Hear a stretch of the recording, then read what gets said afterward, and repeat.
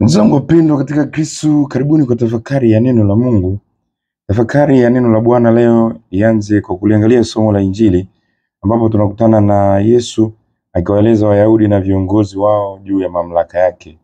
Jana aliwaeleza juu ya mamlaka alionayo juu ya kuhukumu wanadamu na kuwapatia wafu uzima.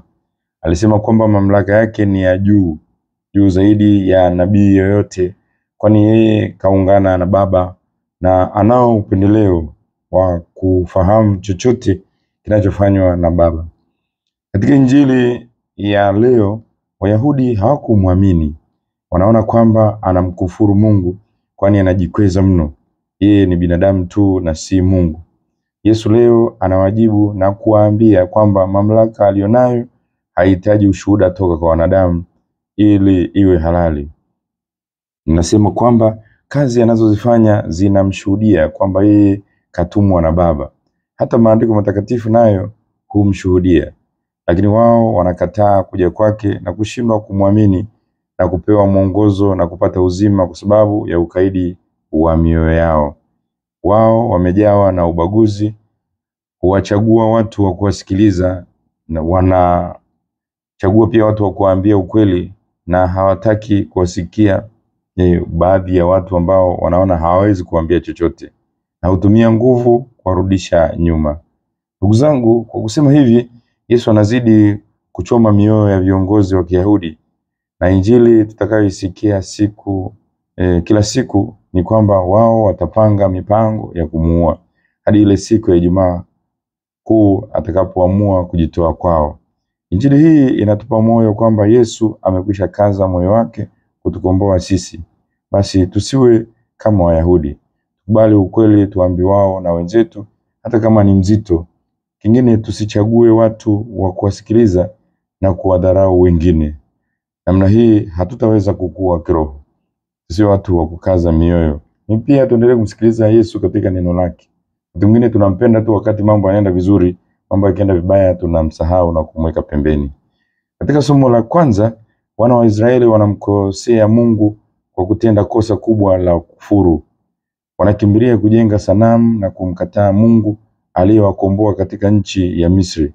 Hii ni aibu kubwa, kwani Mungu katukanwa hadharani mno. Yaani alikuwa ndo kawaokoa kutoka utumwani Misri muda si mwingi sana. Ndio amewapa chakula, yuko nao katika wingu mchana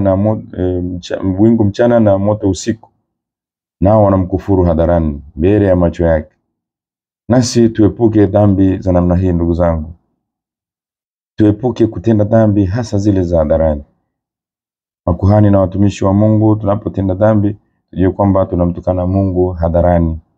Wagonjwa walioponywa kimiujiza na ambao Mungu amewasaidia, amewatendea mengi, na watu waliookolewa katika majanga mbalimbali kama ajali, lazima watambue kwamba kurudia kutenda dhambi ni kama kuamua kufanana na hawa wana wa Israeli, kumtukana Mungu hadharani.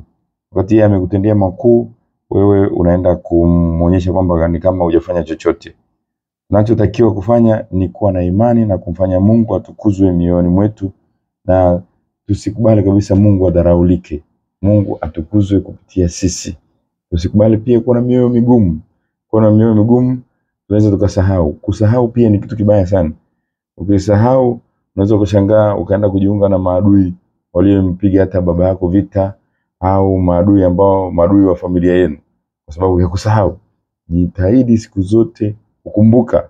Unapokumbuka si kwamba unakumbuka ili uwe na wadui, hapana, unakumbuka ili uweze kuchukua pia tahadhari, lakini vizuri kukumbuka mema ambayo umetendewa ili usije ukasahau, uendelee kutoa shukrani. Maisha yetu lazima yabaki shukrani daima. Usije tukafika mahali tukashindwa kumshukuru Mungu kwa baraka alizotufanyia. Kumbuka mengi ambayo Mungu amekufanyia. Usije ukamtukana kama wana wa Israeli. Tumrudie, tumpende, tulegeze mioyo yetu ili Mungu akae ndani yetu.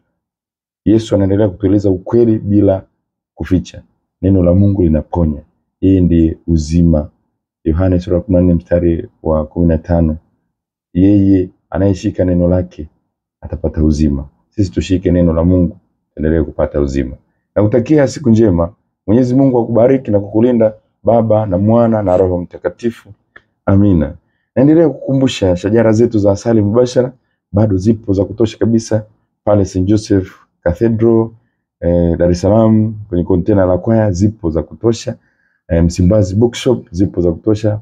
Moshi Bookshop zipo pia za kutosha, na hapa Padre Pio Shrine Msimbazi St. Damiano kwa Kapuchini shajara bado zipo. Jipatie nakala yako uendelee kujifunza namna kulichambua neno la Mungu kiundani na kwa ufasaha kabisa. Siku njema.